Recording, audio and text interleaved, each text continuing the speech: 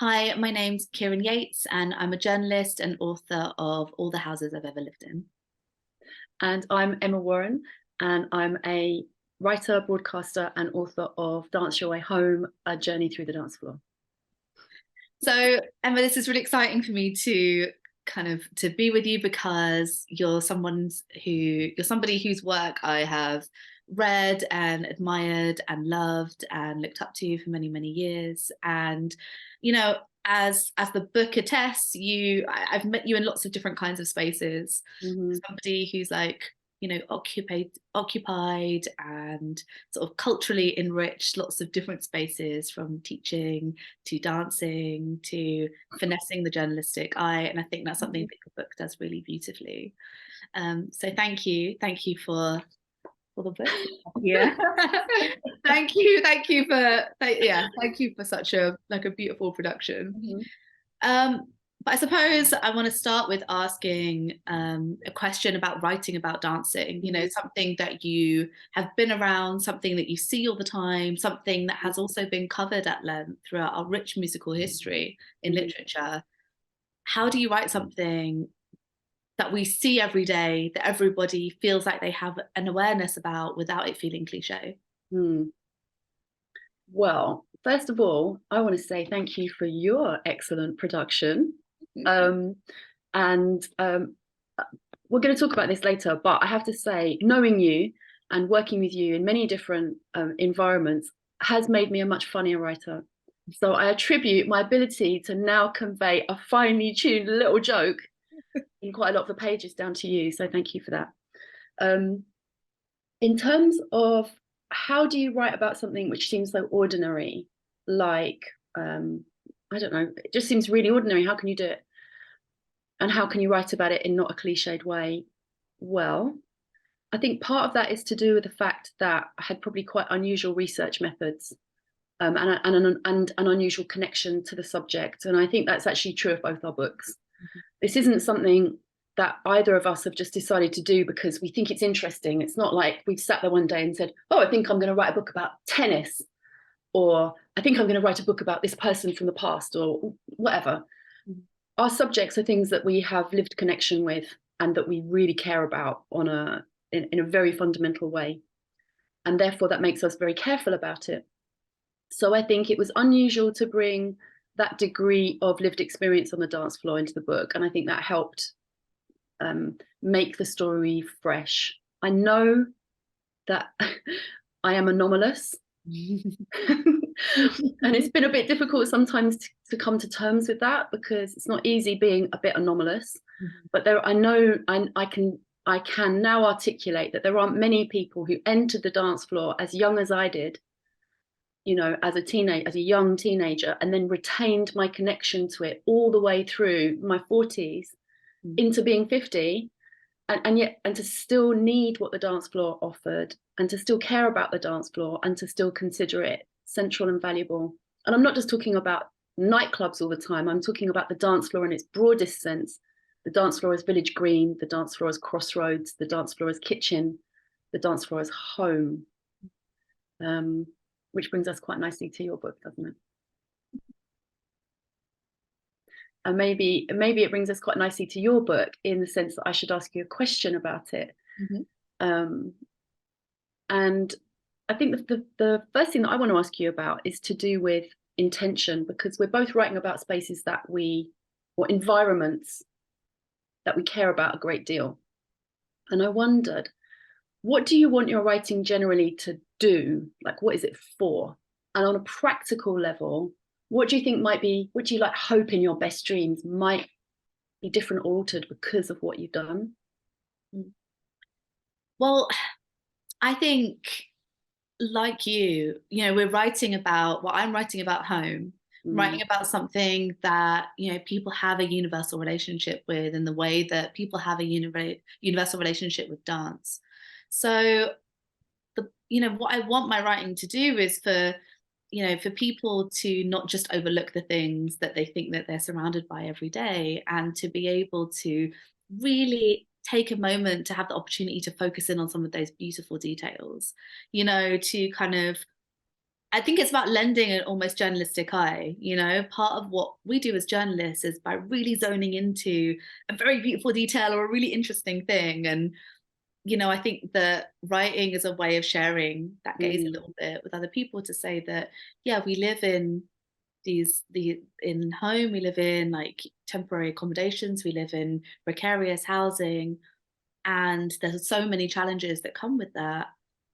But there is so much joy to be kind of taken from these, and you know that's the thing that keeps us going. You know, my book is really about the sort of the beauty of what can come out of precarious living scenarios, but it's also about trying to mobilize people to make some real change.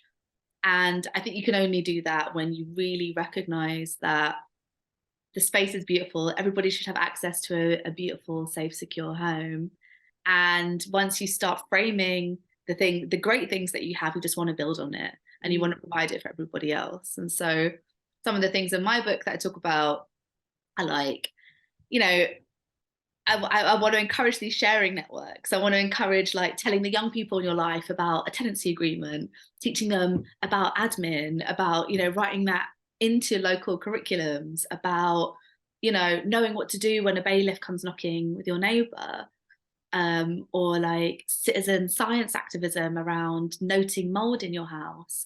You know, I just want people to feel empowered, and I want people to feel like government policy is one thing to advocate for, and that will always exist here, but there are other things too.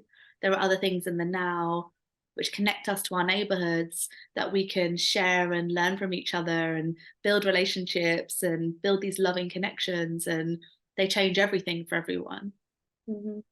Do you think one of the ways that you've been able to achieve that is because of the degree to which you've been able to tap into making people feel? So when I was reading your book, I was feeling quite a lot. Obviously, that's partly to do with the fact that I know you, and it's joyful to see this whole thing and to hear you in my head and you know through the reading of it. But things like there's a bit where you're talking about squidgy wallpaper and like pressing the squidgy wallpaper, and it just gave me such a whole body recollection of doing the same thing myself, like sitting on the phone to my friend after school on the stairs and just pressing like the squidgy wallpaper. Mm. And there are things like that which can make issues of the housing crisis just seem so real and accessible. I can touch the housing crisis when I can touch the squidgy wallpaper. Mm. um was there, were you thinking about feeling when you were trying to convey some of these things? Yeah, I think it's about trying to take that feeling of what it means to feel so connected to a place that you live and so delighted by, you know, the feel of a net curtain or the shape it makes, Mm, or, you know, the crack in the ceiling that becomes like, you know, part of your nighttime routine to look at. And yeah, like the nail indentations on the squidgy flux wallpaper.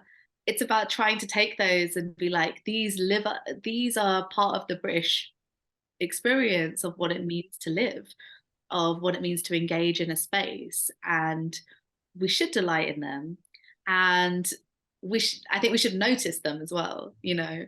And I think so often there are lots of things about our homes um, which come through the lens of being very aspirational that you might see in like, you know, lifestyle magazines like Elle Decoration and Architectural Digest. And a lot of, you know, those kind of aesthetics are very well represented. mm, But there's other things that aren't as well represented, you know, and those are the things that, you know, we seldom hear about. And of course, people are doing great work in telling their stories, but you just need to write it out sometimes to remind people that, you know, sometimes the way that the pebble dash glistens in the sun reminds you of, you know, crystals, or reminds you of a geode, and there's something beautiful to be focused on there. mm, One of the things that I really love, kind of, which I really appreciated in your book, was the way in which you sort of understand the connection to the home as well. You mm, understand that with Shabin's, um, there was, you know, there were traces of human life that were left behind after the dance in the house. I'd love to hear a bit more about that, because that's also what you know, what I tried to do. I tried to say that the house is alive, and so you should respect it as such, you know, in certain moments. Yeah, can you just talk a little bit about that, please? the way that the house or the home operates as a dance floor Yeah. in my book. This is obviously, well, there are so many different ways in which it does that. There's a chapter in my book which is talking about the reggae dance halls of the mid to late 1970s and early 1980s across the UK. And I've included that because those dance floors were, using the phrase that I write in the book, the mother and father of all the dance floors that followed. Incredibly important in every single way and have affected every single part of UK music culture, incontrovertibly. But obviously there is a question there around who's telling that story. And for me as a white person, I was not the right age, and also not of that community and not of that family lineage. So there were some questions for me about how I navigated that. However, I hopefully did navigate it respectfully. And so I can speak about this only from the perspective of what I have been told as opposed to what I know. I can talk about some things I know, but I want to talk about this part of it first. And this part of it relates to access to space. Now, if because of structural racism and racist door policies and racist proprietors, you can't get into a venue, a pub, a club, a disco, and you can't hire spaces for yourself, well, what are you going to do? You're going to use the home to fulfill that need for dancing space.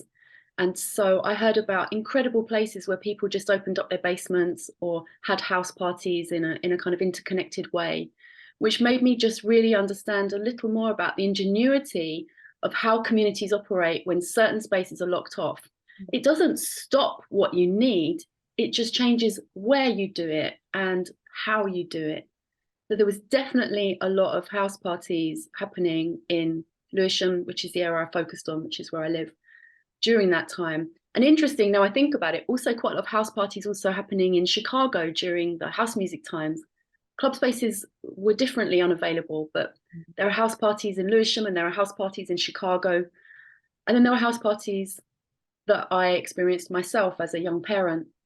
Couldn't go out in the same way that I did before, but we made the dance floors that we needed as, you know, parents in our early to mid 20s with friends who didn't have children, who still wanted to listen to music and dance. So we would just, you know, push the sofa to the side, turn the front room into a little dancing space, put the baby to bed and dance it out. Yeah, what I love is that your book is so full of these community sharing networks. You know, it's about, you know, what little cultural productions do you make and you share and you make possible for everybody else. And so in my book, I talk about like the sort of black market VHS tapes. I lived in West London in Hayes, where, you know, people would record over quite often Indian wedding videos that were taken, and they were like, you know, Missy Elliott and, you know, J-Lo and, you know, Shania Twain, that kind of era, like early 2000s pop music and hip hop that was like recorded and shared around. And, you know, those kind of community sharing things with people that don't have Sky or don't have access become so important in the formation of your identity and you discovering certain music for the first time.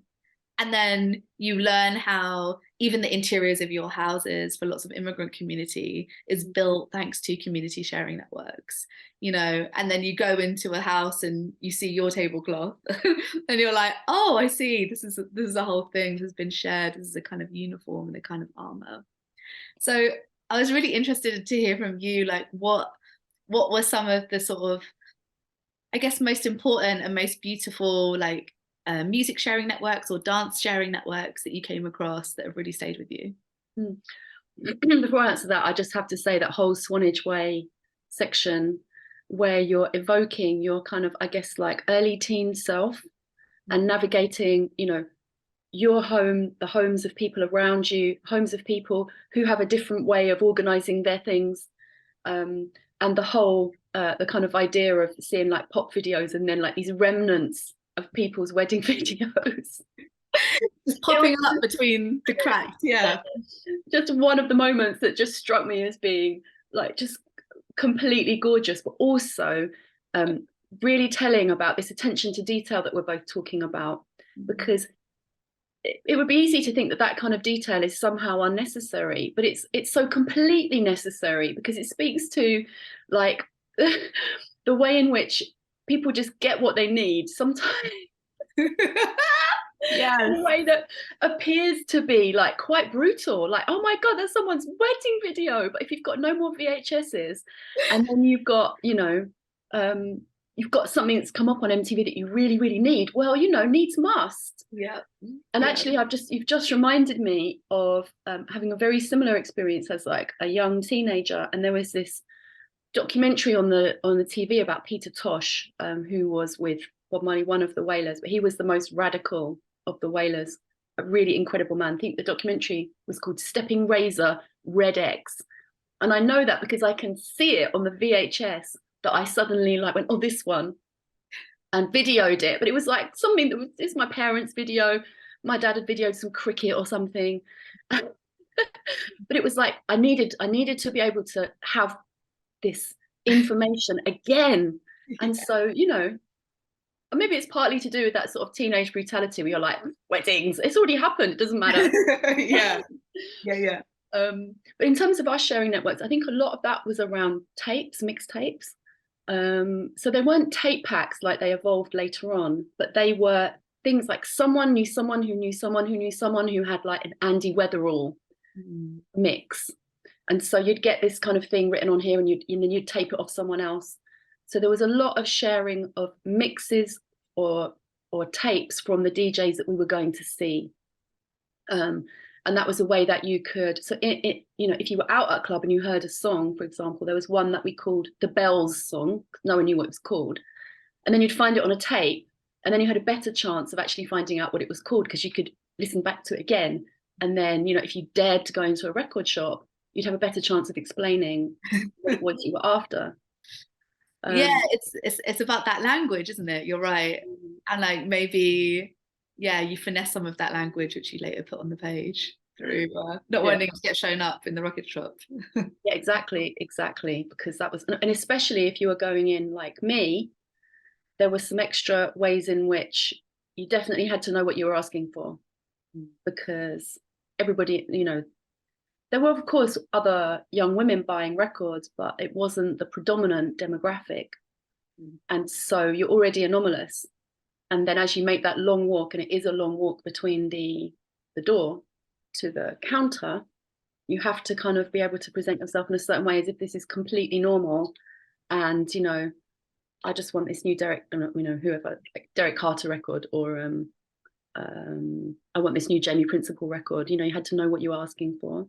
And I learned a lot of that on the dance floor and on the journeys to and from the dance floor. On the night bus home, where you're talking to people about records, and someone might have a little bit of paper in their back pocket with some tunes written on it. That was quite common. Yeah. And so there was lots of sharing networks of information, the pre-internet sharing networks, which were person to person, which were built on relationships you often made on the dance floor. But I like that as well, because it speaks to like an appropriate time and place. Because I've definitely been in the club when, someone next to me has tried to review the track in real time on something, and I thought, this isn't the place. This is. No, this is interesting, because this also fits into one of the things that I've written about, which is about it kind of relates really to class, I think, and dance floor demographics. I never ever remember anyone ever doing that to me on acid house dance floors in London. Nobody ever tried to talk to me about the music while we were dancing. I do not recall that once. By the time you kind of fast forward to a different period in time, maybe like mid 2000s to 2010s, the dance floor demographic had a lot more middle class people in it. I grew up in a mock Tudor semi-detached house, right? So I'm of that demographic as well, and my parents were homeowners, and I know home ownership isn't the only kind of dictator of class, but I'm not trying to pretend that I don't know what middle class people are like, because I do as well. But there just weren't that many middle class people, I don't think, on kind of culturally powerful dance floors. And then that changed at a certain point. And I think it's it's a slightly more middle class approach, isn't it? And a slightly more middle class, university educated, masculine approach. Yes. Try and tell you that they know what is happening technically in a tune. Yes. Yes. So they're expressing their connection to the music through intellectualizing it rather than through moving it. So I can tell what someone thinks about a piece of music by the way they move. I don't need them to speak it. Right. But there's something about, and again, this was lovely to kind of play with and find out about and try and find ways to articulate. There's a difference between communicating your interest and knowledge and expertise in something physically as to communicating it verbally. And that, I think, expresses itself through some class dynamics in my experience. I wanted to talk to you a little bit about, I guess, accessing the space as a writer when, you know, these places that you have emotional connections with you, or these places that you have emotional connections with, exist in a completely different time and place, either because you're used to seeing them in the dark at night and you're going maybe revisiting them in the day. And I'm thinking about the way that I did this as part of my writing process, where, you know, a few of the houses that I'd lived in, I went back and I started to see them completely out of context, and they didn't have, you know, they didn't have the pull that I was expecting all the time. You know, I felt something of it, but it still felt slightly removed from me. And I was thinking about what that must have been like for you when, you know, I mean, all of us have walked past a club that we've like, you know, we've queued up outside of when it's dark and it's at night, and like it looks completely unrecognizable. So yeah, I was just interested in like what your process was. Did you revisit some of the clubs? Did they feel very different in the day? What was your emotional connection to something that, yeah, is out of context? Before I answer that, will you tell me a bit about, because I think this is really interesting, because I used a lot of like memory and retrieving extra memory myself, and also by talking to other people and getting them to do a lot of like memory retrieval. So the body for me was a primary archival source. And I have got something to say specifically about going to where I used to queue up to get into Rage. But I want to know a bit more about this part from you. What does it bring the writing process for you to do that? Were you primarily remembering, like walking through the rooms to reconstruct them? Or did the process of actually going to visit them contribute to the way that you were able to evoke them on the page? Well, it's a couple of things. So it was kind of case by case. So one of the places that I went that it was really important for me to visit was the Greenman Lane estate in West Ealing, because it's facing demolition. And actually in the process of writing, it's become slowly more and more demolished. So the process hadn't started when I started writing. And I went to go and visit again last week, and it's been completely cordoned off now, and it's completely boarded up, and you know that process is happening imminently, possibly as we speak. So, you know, I talk in the book about our, you know, our kind of relationships, this idea of solastalgia, which is like to be in mourning for a place that has changed or doesn't exist in the way that you remember it, either because of displacement or demolition or a gentrified area. And I definitely revisited that feeling, you know, the little losses, the little bits of mourning for places like that estate, which was so rich and so beautiful. And because of, you know, really what is government policy has just been neglected, chronically neglected over the last 20 years. And you can see it, you know, and so I think that those moments really helped me understand that process, actually. Other places that I visited, so I lived above a car showroom in Wales for a while, which got demolished and today stands as a petrol station. So that was really interesting because, you know, you're writing, when I was writing from a child's perspective, obviously my sense of scale was completely off. You know, I write about these windows which just felt completely like palatial because, you know, you're smaller. And so I wish I could have gone back and seen through adult eyes what that really looked like and what that really felt like. And so sometimes like that felt like a gift, because in my mind, that showroom that I lived in, which was very shoddy and very quickly put together and wasn't designed for a family to live in, still had this kind of childlike or younger version of me looking at it thinking it was palatial and fancy and cool. And I think probably if I looked at it now, I'd be like, ooh, that's sad. But then there's other places that I've like visited in South London that I just thought, yeah, that's exactly how I remember it. Yeah, no, I'm right. Uh, like I got the color a bit wrong, or I got that gable a little bit wrong, but that's it. And that was more. I allowed myself a little bit of leeway for those early years, up until the sort of my early 20s, where I would kind of wrote about my impressions, and as much as I could, I tried to revisit and get the detail down. But the things that were earlier in my life, I was like, no, I really want to get the details down perfectly. I want to know exactly what color the door was, because that says something about the story. But yeah, after a while, I stopped visiting every single house I lived in, because it felt like the emotional pull kind of got bigger than the writing. And you're writing your own impression of something, and so you don't want to, yeah, you just don't want to be influenced by the house that you remember suddenly looking very different. Yes, of course. And also because the thing is we have to have the comfort of what we're saying in order for the reader not to feel uncomfortable. And Yeah. there's a way in which we have to kind of moderate or modulate our uncomfortable situations.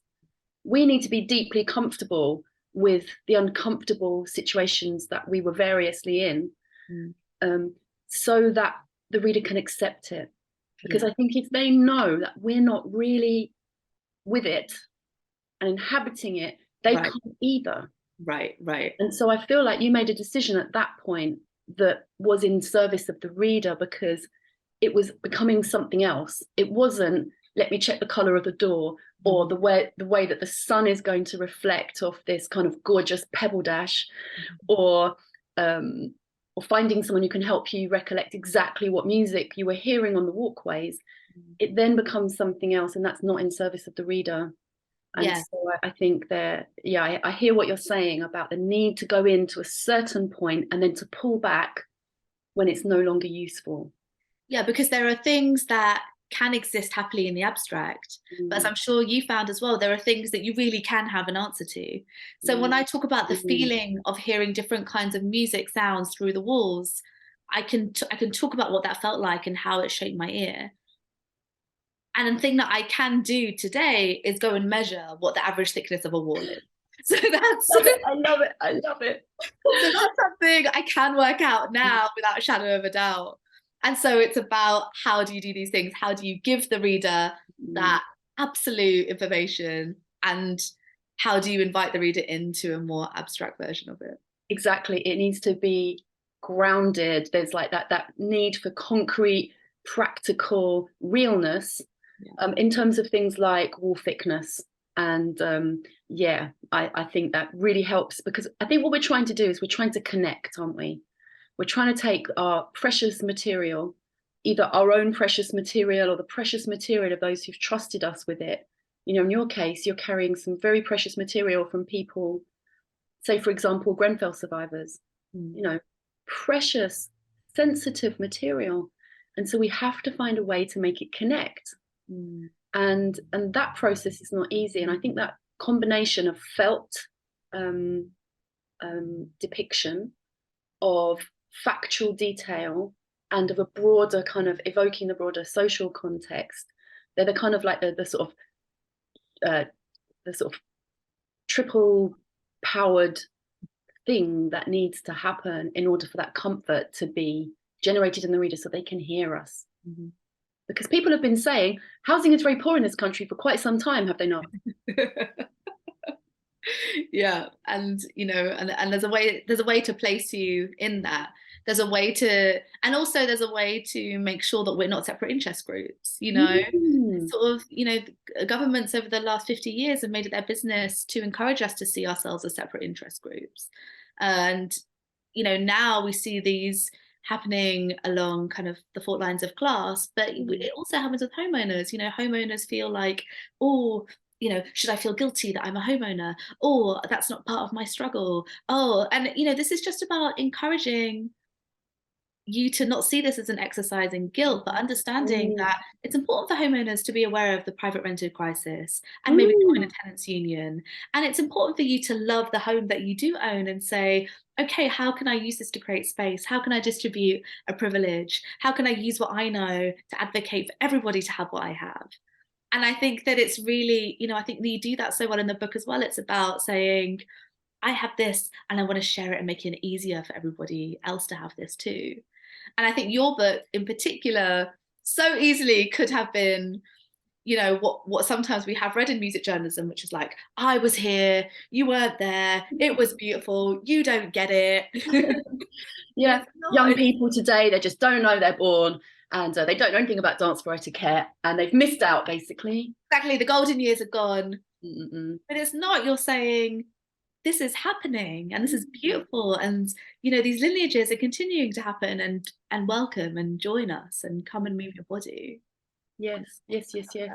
And I think actually, I don't know if this is too much of a sort of glowy thing to say, but I think we're both operating in a spirit of generosity. Mm. And I noticed that line, and I think it's in your introduction where you say this is a book for anyone who's lived in precarious housing, but it's also for homeowners who have complicated feelings about that.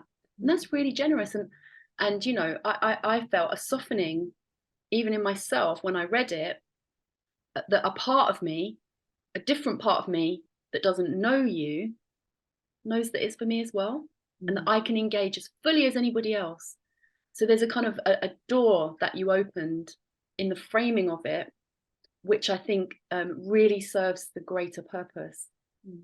And actually, what that's making me think about is something that I took for the initial framing of my book from a choreographer's handbook, which is not, I'm not a dancer, even though the book is about the dancing we do together, ordinary dancing. I'm not a choreographer, I'm not a trained dancer, none of those things. But I read a book called The Choreographer's Handbook by Jonathan Burrows. And in it, he says something like, within seconds of you walking on stage, the audience will decide whether or not they're going to be worried for you. So you need to convey something strongly about your intention, about the mood, about the mode, about the fact that you're comfortable with this in the first seconds, immediately when you walk on stage, because otherwise people are going to be worried. And we know that, that feeling where you're like, oh, I don't know, is this going to be all right? Yeah. You see what my body language did then, like Yeah. this. And so I tried very hard to really amplify the bit of me which can say, so everyone, right, we're all in this together, we're all dancers, we all know what this is like, even if you've never been to a cool club, we've all been to a wedding disco, haven't we?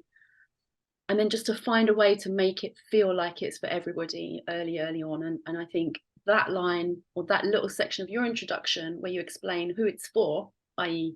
everyone, because we're humans and we need places to live, does a really, really good job of setting it up for maximum reception. That's what we want in the readers, isn't it? We want them to receive, but we have to send the signal in a certain way for that to happen. There was just there's loads of things that I want to read as evidenced by all my sticky notes, but just on that point, just because I think it relates to what we're both trying to do, and I think that what really, what great kind of thinking does is try to reimagine what doesn't exist yet. And it's about acknowledging possibility and saying the idea of like imagining better doesn't have to be so far in the future. It can be in the construction of our approach to home and housing and dancing. And so I just wanted to like just like find this bit where you're talking to a dancer about the way in which we how dance reflects the times and reflects our moment back at us, and it designs something new for us to take on board. Mm-hmm. The description of dialing the tall telephone is a perfect example of the daily gestures that make us what everyday dancers, as dancer Simone Sisterelli explained to me. Mimicking the action of bringing a phone to your ear with your thumb and little finger, made sense when phones were old school. When kids now want to mimic talking on the phone, they bring their whole palm to their ear. I think probably more like this, isn't it? Oh, yeah, like this. Dance, he says, is a product of the context. For example, people could only do the moonwalk after the moon landing. When robots did not exist, no one could dance like them. Collective movement can reflect the present and nod towards the future, even if it's drawing from the past. It's present, continuous. So I just love that, because it's about saying we are making new ideas and new possibilities all the time with our bodies. Yeah. And I just would love to hear more from you about like how inspiring you found that, and how, well, what are some of the examples that you've come across where you're like, this is the dance reflecting our moment back at us? And I've got a perfect one for you. I'm just going to give you one example, Okay. which is, so Kieran, you and I did some workshops together in a primary school in Deptford, working with children, mostly year 4 and 5, on kind of dancing their story, basically, which is the idea that they should make up dances which reflect a particular mood or a particular feeling. I've been doing another set of workshops in the same school with some dance leaders, where we are teaching, getting them to come up with a piece of choreography that includes some viral dances for them to then teach the PE department, so the PE department can use it in warm-ups. Okay. And I was in the room and I was observing this boy, and he kept on walking towards the wall and then walking at the wall like he's in a video game, but he's reached a wall. But you know, like when you're in a video game and at the wall, yeah, exactly, stuck and unable to move. Now, he wouldn't have been able to do that move had he not played video games in which your character is going to have to walk on the spot if you try and walk through a wall, not a door. And that struck me as the body expressing a cultural moment in a very particular way. You couldn't do the moonwalk before the moon landing. You couldn't walk into a wall like a video game before people have played a lot of Minecraft. I felt like he was Minecrafting. Yeah, I love that. There's a quote by the writer Clint Smith who says that, you know, as writers, it's important to put our bodies in the places where history happens. Oh, yeah. And I think that your book does that very well, but it also says, you know, this is about putting your body in the place where the present is happening as well, and the future can happen too. Yeah. So can you tell me a little bit about the things that you sort of learn about, you know, what the dance gives us that we can do more of, and how we can provide more of, and, you know, from that idea of, you know, it feels like we have less. Feels like we have less. We do have less. And so how do we advocate for more? Well, that's a really difficult one, isn't it? Because it's like saying, how do we solve the housing crisis? You know, these are both crises of public space, of places in which we collectively live. I'm reminded of the fact that you've had lots of different experiences in your homes of communal living, whether or not it was someone lodging with you and your family, or house shares. And the dynamic in both of those appeared to be very different. But these are communal spaces. The home is not just for one person necessarily, is it? The home is ideally in community, a space where your surplus can be used as it needs to be used. And the dance floor is also more obviously a communal space. And I think that there is a job to do about making people who can realize that they should, and encouraging people who can to do it. So, for example, I've been at every opportunity talking about under 18s nights, under 18s dance floors, because the young ones need spaces. Love that section. I've written about it. I've written about my own experiences of going to a kind of under 18s night. I've written about under 18s nights that happened in, you know, during different musical eras in the UK. And I think it's possible for someone to read the book and then go, you know, people might read your book and go, oh, you know what, I'm actually going to join a tenants union, even that one simple step. People might read my book, I hope, and think, well, you know what, I've got kids, maybe I'm going to see if they want to put on a disco, and we'll do it in the school, or what about in the church hall? Because actually faith spaces have space still. Community centres destroyed by the Tories and the decision, the policy decision to do austerity, by profit motivated property developers, by the complete absence of checks and balances in any shape or form on any of these kind of state instigators. But I think that people might decide to do it themselves. And actually, you know, we write in a very kind of grassroots DIY mindset, even though now we're both published by proper publishers, you know, Faber and Simon and Schuster, and we have a kind of official framework around us that we've never had before, which is kind of funny and also pretty amazing. And, you know, I'm like, it's wonderful. But, you know, maybe even in that context, people can take a instigation which is local. Someone said to me last night, oh, you know, maybe I could do, you know, something for my kids. Or venues might say, well, we can't do anything in the venue because licensing is just too complicated. But what if we did a, you know, fabric, XOYO, whatever, kind of curated night, but in spaces where it's possible, the community centres that are left, or in a church hall, you know. Subject 13 ran these really influential under 18 drum and bass nights in the back room of a like local league football club. You know, it can be done, and actually it must be done. So, you know, I asked you at the beginning, what do you want your writing to do? And when my book came back, when it arrived in my house, and I was terrified of it, and I couldn't open the envelope for about 2 days because I just thought, I don't know who you are, I don't know what you're going to do to me, and I'm afraid of you. One of the ways that I could make peace with the fact that, you know, I'd done this, I'm responsible for it, for good or for bad, was to write a list of intentions for the book. What do I want it to do? Yeah. And that's really, really helped me manage the kind of psychic pain of putting a book into the world, because, you know, we both know it's not easy. It's very stressful, and it can kick off all kinds of feelings. Yes. Quite a lot of feelings. Voice notes, and As a little side note, I have to say I really, really appreciated the opportunity to be able to message you occasionally with the now extremely, it feels iconic phrase, have you got a minute for a chat?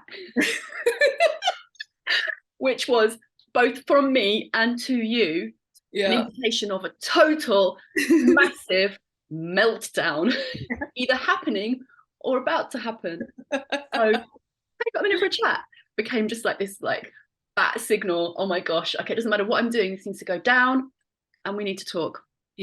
So, but yeah, acting in service of something I find really, really helpful for managing that.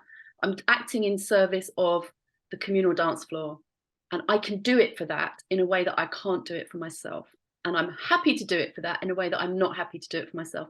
And anyway, none of us are wholly, we're responsible for the books that we've written, but we are holding precious life material from many other people. And that's not ours. So it has, for me, and I know this is the case for you as well, if I can, you know, feel free to correct me if that's not the case, but we're attempting to act communally in the kind of thinking of it, the making of it, the sharing of it, the everything of it. It's about us, isn't it? Whoever our us is. It's not about I, because it's a lie to say that this is just to do with me. I did spend 3 years writing it, but it's not just to do with me. So the things that happen because of it should hit other points of connection and other community outcomes, I think. Can I ask you something? Yes. Which is, I feel like I have the kind of brain which is very hyper connected. I make a lot of connections all the time. My brain's constantly on, and I feel like my ability to drop into memory is very strong. Maybe if you're going to do a spectrum, it's like on the stronger end of all those things.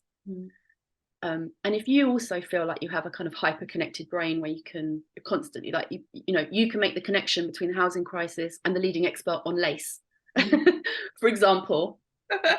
Shout out the Lace Research Network on Facebook.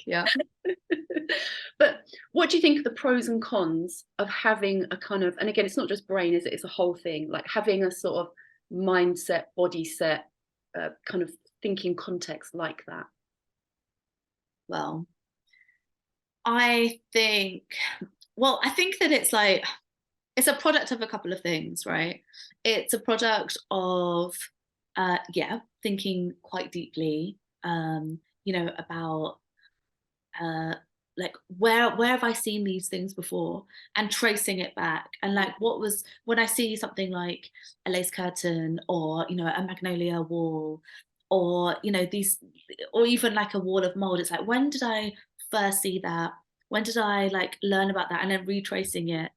And so it was like, oh, I saw that like magnolia wall, and I thought that everyone's house was like that. And then I went to everybody on the estate, and they all had the same kind of wall, and that's just what that is. And then I go back and I'm like, oh, okay. And then I saw it here, and then I realized that actually it was just located in this place. And then I got older and I did a bit more research, and I realized that there's a reason it's there, and and so it's kind of expanding that like initial response, and I think that that's helpful.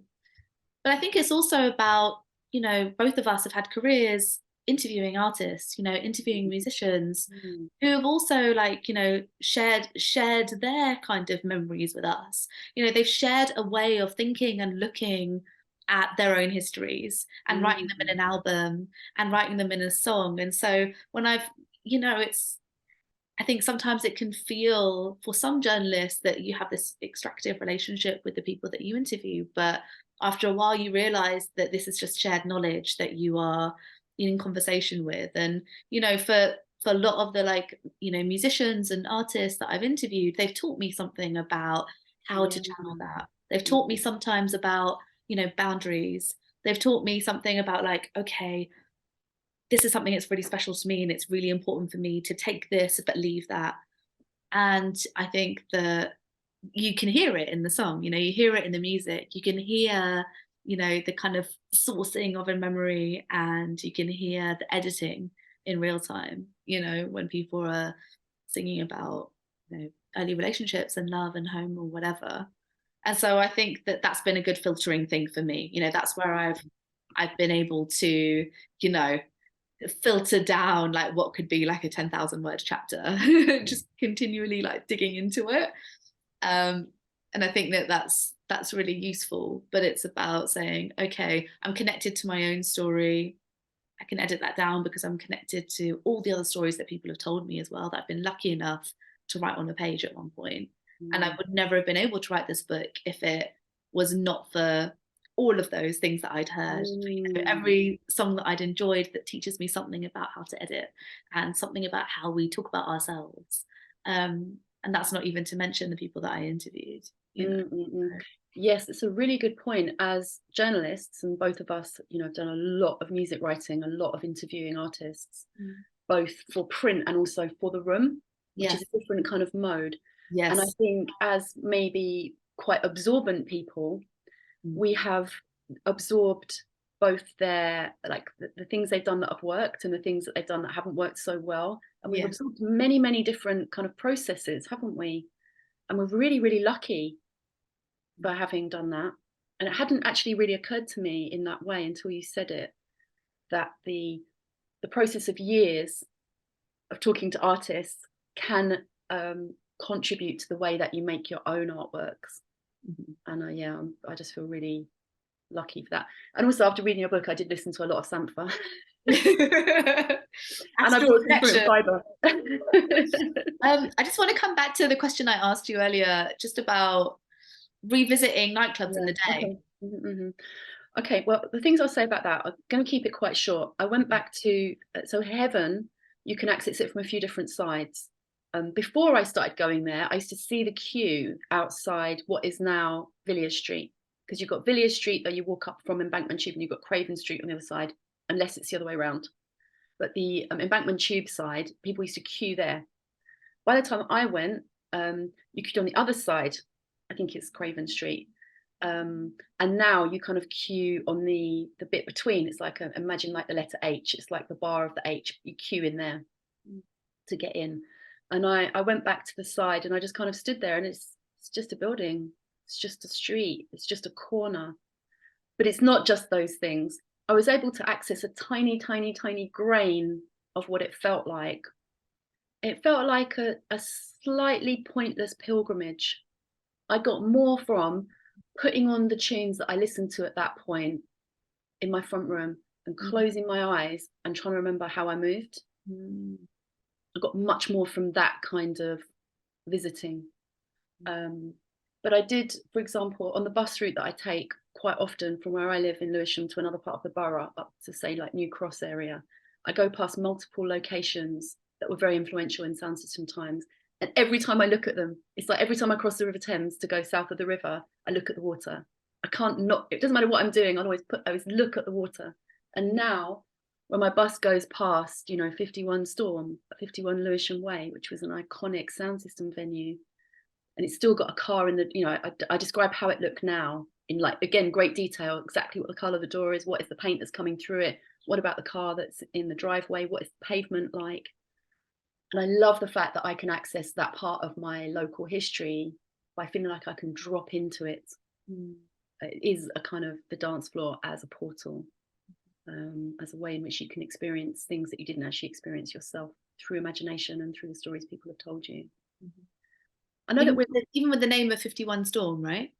What about it? The name of 51 Storm, which which refers to the hurricane, right? Yeah. It refers to the hurricane. So people were taking something terrible that had happened in a place that was home for either their parents or kind of older people in their families 20 years before, and applying it in the 1970s to a space where they could dance out the storm of how terrible it was to be facing British structural racism and oppression on such a massively daily basis, and how amazing it was that people could, it's making me feel suddenly very strong things, the need to find safe harbor, and suddenly these dance floors as safe harbor becomes very evident when you're facing the storm of cold violence of the British state. And I was not expecting the police to appear so often in my book. They appeared in almost every chapter. They're just there. They are. Wherever you make a dance floor, they just appear. It's as if, you have yeast and it's going to attract a certain bacteria. The dance floor attracts the police. Yeah, it's like the everywhere. Yeah, exactly. Yeah. And so I was not expecting that. And I was not expecting a kind of unexpected Catholic subplot either. It turns out almost everyone I interviewed, without having any idea about their faith background, was also Catholic. I did not intend this. I didn't go looking for dance floor instigators who were Catholic, but I just found them. I attracted them on a very unexpected level. And let me ask you that as well. So I have these unexpected subplots about Catholicism and about the police. And were there any unexpected subplots for you? I think there are things that just always come up immediately when you say, I'm writing a book about home and the housing crisis.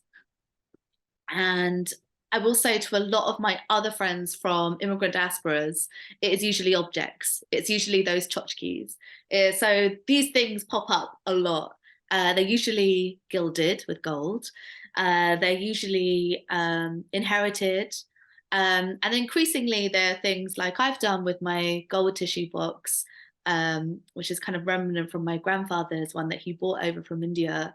There are sort of a tacky fake version that are like bought from a fiver from the high street.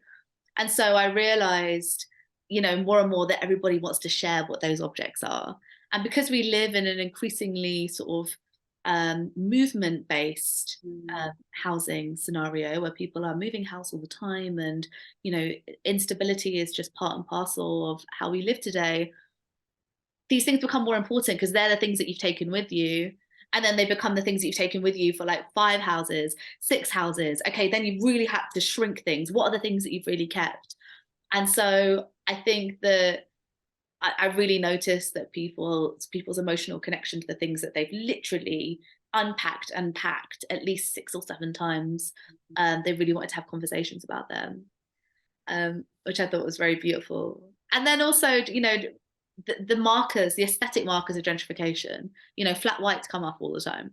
People want to talk about, coffee shops, and they want to talk about, oh, isn't, I love a flat white, but God, but not for, not for my street to like increase by 100K value. So there's a lot of, there are these like markers that come up a lot, and they're usually to do with,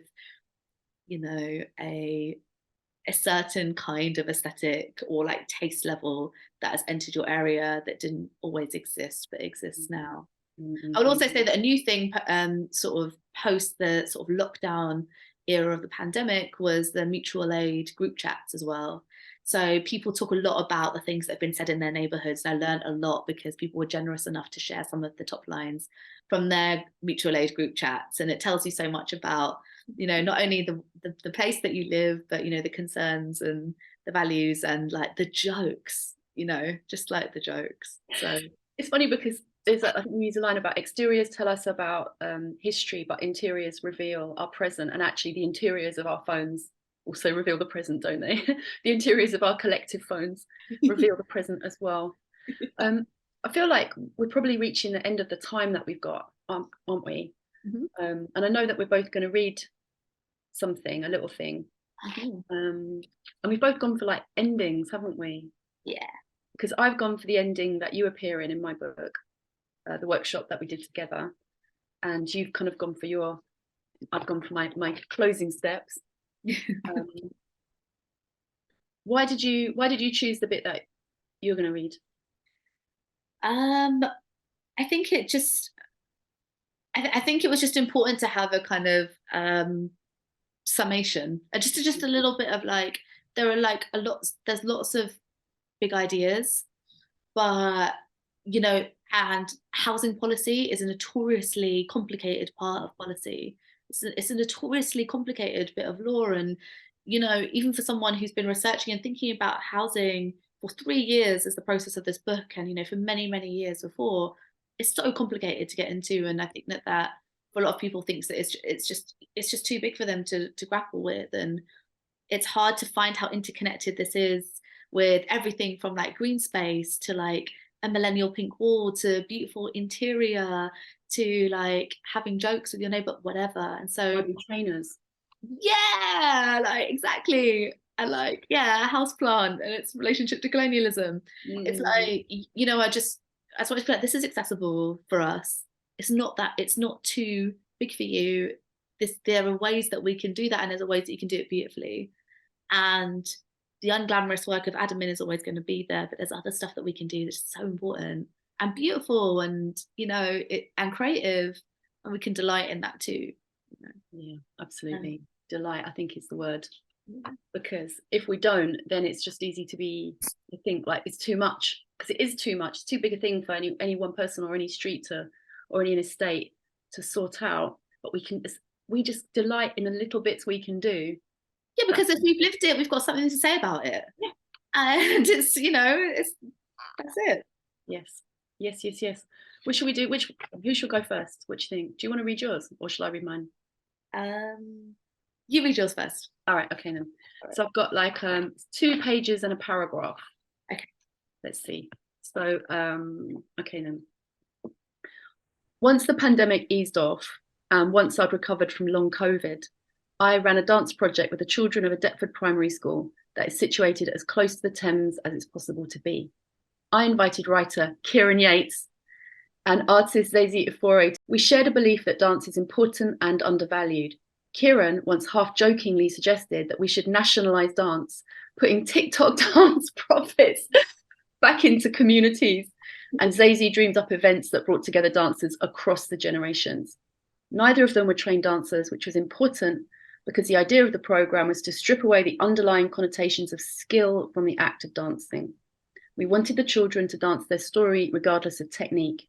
It was an opportunity for a very specific kind of dancer. Each week, the 3 of us asked classes of children aged between 8 and 11 to make up simple choreography in response to pandemic-related prompts like hand sanitizer, bubble, or the admittedly tricky one-way system. And they did so to our chosen soundtrack. The playlist mostly contained house music because it's so easy to dance to, with the odd grime instrumental thrown in. By Kieran, I have to say, who drew for some Pulse X at a moment where things were getting a bit giddy. And it really worked. I'd expected the children to be shy about dancing in front of each other, but this wasn't the case. Each class, without exception, threw themselves into the task. As the sessions evolved, I began using a handy phrase. It's not about being good, it's about being you. Some of the children were, of course, good at dancing. All of them, without exception, were good at being themselves. Imagine them now, a group of 4 boys who have placed themselves at each point of the compass close to each other. One is on his knees. He is the virus, and he attacks the others one by one, turning them into viruses too. Close your eyes and see other groups making up dances about not being able to see their friends, by running at an imaginary wall, then falling back, or by using flat palms to indicate being stuck in a glass box. The children created complex shapes that describe the boredom and inertia of homeschooling, a dramatic slide down the wall, staring at the ceiling, remaining stuck to a chair, or went straight to gaming, which of course involved ping-ponging around the room, imaginary console in hand. The children were able to access layers of their experience that would have been inaccessible if they'd been asked to write an essay about the pandemic. Words aren't always enough. We planned the sessions, but improvised around what was happening, as with the emotion conga that Kieran invented in response to supply teacher energies that briefly began percolating at one point. Okay, Kieran said, conga around the room, show us an emotion. The impromptu idea evolved and became part of the sessions, and we'd try and catch their intention so that we could reflect it back at them. Conga aside, there were cartwheels and many dances that ended with children hugging dramatically and throwing themselves around in circles. Even the shyest Scowler got involved, approximating some breaking and flinging his jumper around to illustrate release from lockdown. There were hopeful dances, where vaccine-related prompts allowed for enjoyable jabbing manoeuvres. Others ended with everyone dying, often in a fit of giggles. The children used less of the popular dance steps than we'd imagined. There was just an occasional dab or hints of whatever new dance their older siblings were learning from the internet. The children just used the moves they had to express whatever they felt like expressing it. They needed it. We needed it too. So beautiful. Thank you so much. Thank you. Just thank you. Okay. What have you got? What have you got? What have you got, Kieran? I got a bit of this. There were times when writing this book that I became incandescent with rage, and adrenaline would make my fingers shake, typing my words quicker than I could think them. I would listen to stories of eviction and bite the right side of my bottom lip so hard it swelled, feel the blood pumping through and taste its sweet irony tang. There were also moments I told myself to focus on friendships, on the design details and hysterical laughter that four walls can afford us.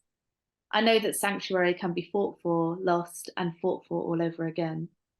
I know home, by any stretch of the imagination, is not easy to come by.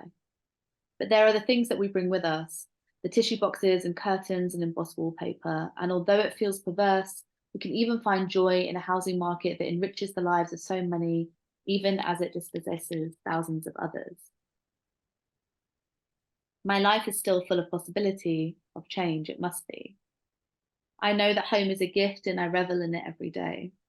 After so many years of feeling choked, I have somewhere that I want to plant a root system so deep it carves its way into the earth, tangled and strong, finding water in the dirt, growing deeper and deeper until no trampling can kill it. Maybe we are all looking to grow roots that are movable. If so, I hope we will all be allowed fertile enough ground to try. That's so beautiful. That roots analogy is perfect. It's so beautiful. Wow, thank you so much. I mean, like, it's very beautiful, you know, in this place that we find ourselves, to be able to be having these conversations about connection, to be reading books that are so hopeful, that's so beautiful, that says that there's stuff happening over there, Mm. and we can respond in this way that brings like a real command to step into joy. Yes, yes, because someone described the things that I do as writing from the periphery. And when I read that, I thought, oh, that's quite nice. And then I thought, hold on a minute, I don't think this is peripheral. I think this is the center of the universe. Yeah. And so I'm taking things, and I think we're both doing this, taking things which are considered marginal, but aren't, Mm. they're central. They're Mm. central to everything. We're positioning them like that. And I think it's maybe a good time for writers like us to be doing these things that are grounded and connected in this way. And yeah, I'm just like very proud to be doing that with you, really. Thank you so much.